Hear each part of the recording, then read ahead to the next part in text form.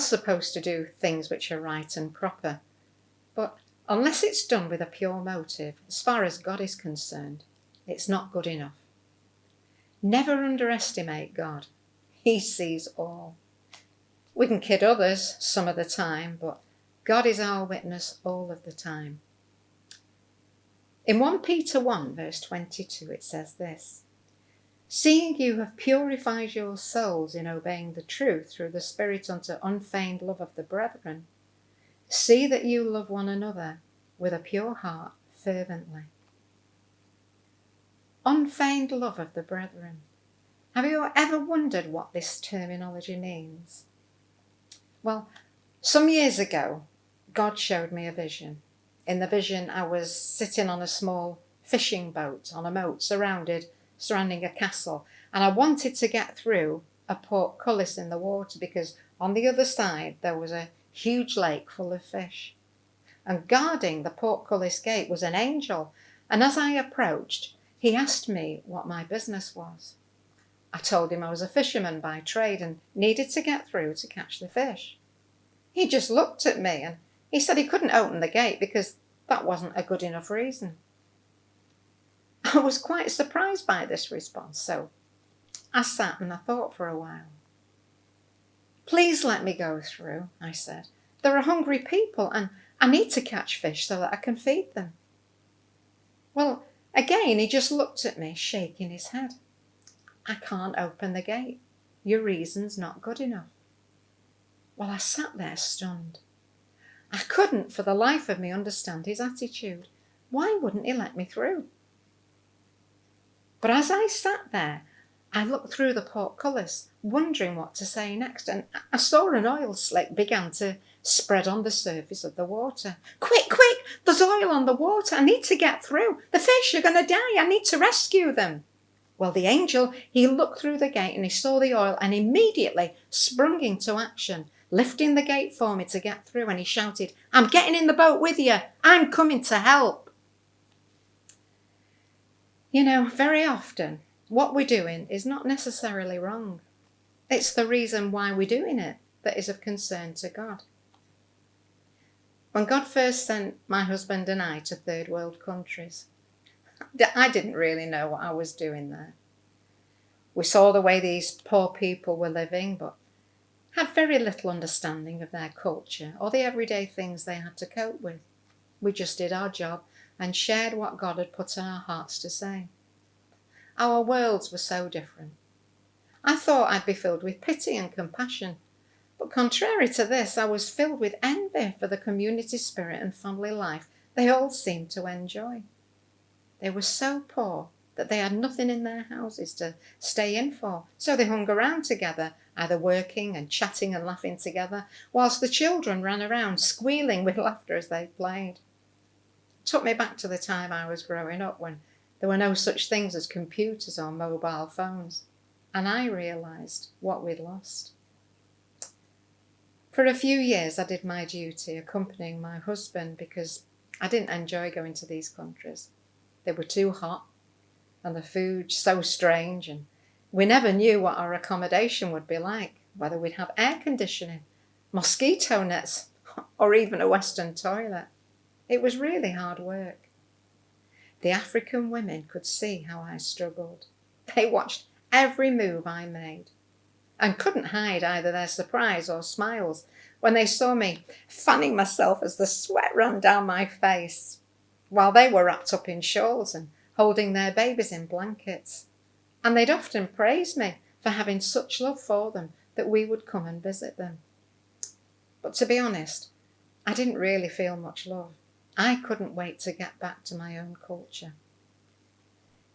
Well, thank God I had the opportunity to revisit the same people over and over again.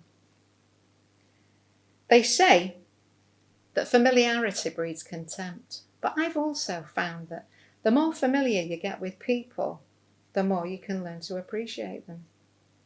Once I'd got over my shyness at not knowing either their language or culture, and tried to hold conversations with those who could speak a little English, I began to form real relationships.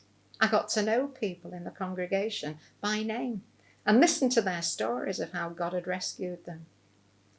I soon forgot my own discomfort. And when I heard what an encouragement we were to these people because of the things we taught them, my heart melted and I grew to love them as brothers and sisters. Duty stinks to God. If you're only serving God because it's your duty to do it, then you might as well forget it, because there's no sweet smelling savour with that. When people in the Bible days brought offerings and sacrifices to God, they were meant to be willing sacrifices from a willing heart.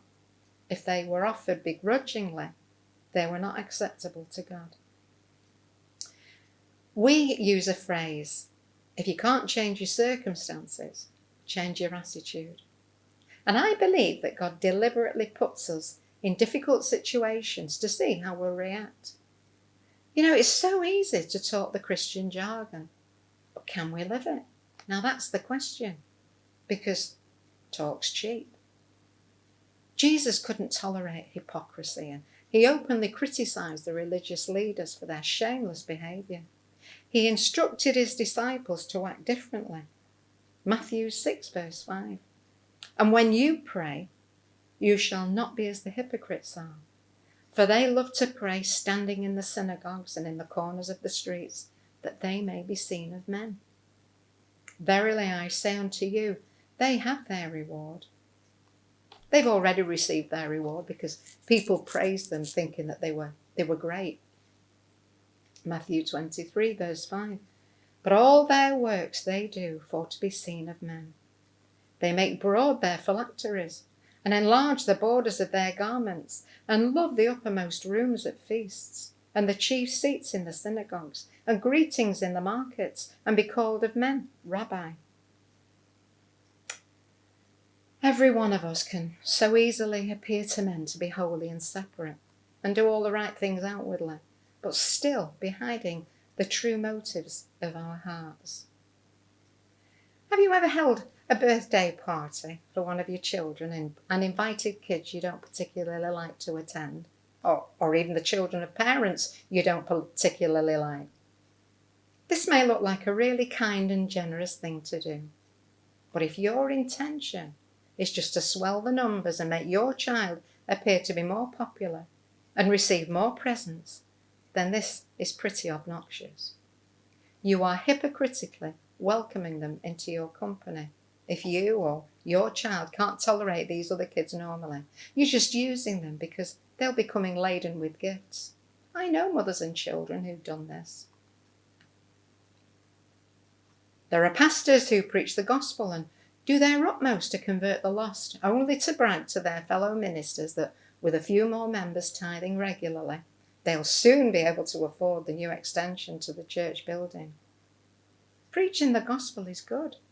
Getting sinners converted is admirable. But focusing on the new extension is abysmal and unacceptable to God. I live right next door to a private hospital. In fact, we share the same driveway. We made an agreement with them some years back to use our driveway to enter and their driveway to exit the premises. And this works fine during the week. But on the weekends, the hospital is not in use. So, to my way of thinking, there was no reason to use this one-way system, and I would just drive out using our driveway. The problem was that Morris saw me do it a couple of times and told me off, and said I had to obey the rules. Now, I thought it was pretty stupid, but Morris said that's what I had to do, so I obeyed. But whenever he was away book writing or anywhere else, I'd revert to what I'd always done. But one day, as I got back into the car after closing our gates behind me, ready to set off down the driveway on my journey, I felt a pang of conviction, because we're always preaching what Jesus taught in the Sermon on the Mount, and it came back to bite me. Jesus said in Matthew, starting at verse 38, "You've heard that it has been said, an eye for an eye and a tooth for a tooth." In other words, give back as good as you get. But I say to you that you resist not evil, but whosoever shall smite you on your right cheek, turn to him the other also. And if any man will sue you at the law and take away your coat, let him have your cloak also. And whosoever shall compel you to go a mile, go with him 2 miles. Now, having your face slapped and not retaliating is duty. Offering the other cheek is more than duty. Going 1 mile is duty. Offering to go an extra mile is more than duty. Having your coat taken as payment when sued at court is duty. But offering your opponent your cloak as well is more than duty. And Jesus said, if you love me, keep my commandments. You can prove whether you love Jesus or not. Well, I sat in the car ready to drive off the wrong way, and I could hear Morris's voice in my head telling me to drive the right way. And in that moment, I had a little conversation with myself. Do you love Morris? Well, the answer to that was yes, of course. Well, in that case, why are you being rebellious and finding it irksome to do what he asks? Yes, I do love Morris, and I do love you, Lord. And to prove I love Morris, I'm going to obey him and do what he asks because I want to please him. And I drove off with a lovely warm feeling in my heart, knowing I'd overcome another rebellious habit. You know, we're full of them. We have to think seriously about why we're doing what we're doing, because the root of everything is important to God. He can get sinners and evil people to do good things. You only have to watch Schindler's List to know that. Here was a covetous man, thankful that war had broken out, bent on making money out of other people's misfortunes. He didn't care less about the Jews. He wanted the cheapest workforce possible. So, rather than employ the Polish people, he took on the Jews simply because he didn't have to pay them. In German eyes, they were of less importance than rats.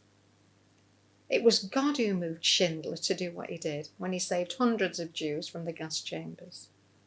It was God who gave Schindler popularity with the Germans so that he could purchase so many people with the money he'd made in business. It was God who changed Schindler's attitude towards the very people he'd once despised. As soon as the war had ended, Schindler's God-given mandate was done, and he reverted back to what he was.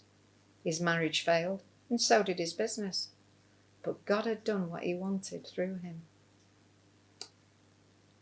If you only want to be the donkey that God uses because the people God is trying to speak to just refuse to hear, and there is nobody else around at the time, then God will put you to service. But if you want to be regarded as someone he can trust to do specific tasks at specific times, and for what we have done to be of value, storing treasure in heaven, then it's important to deal with our attitudes and do whatever we're doing with the right motives, because God does not deal with words. He sees hearts. God bless you.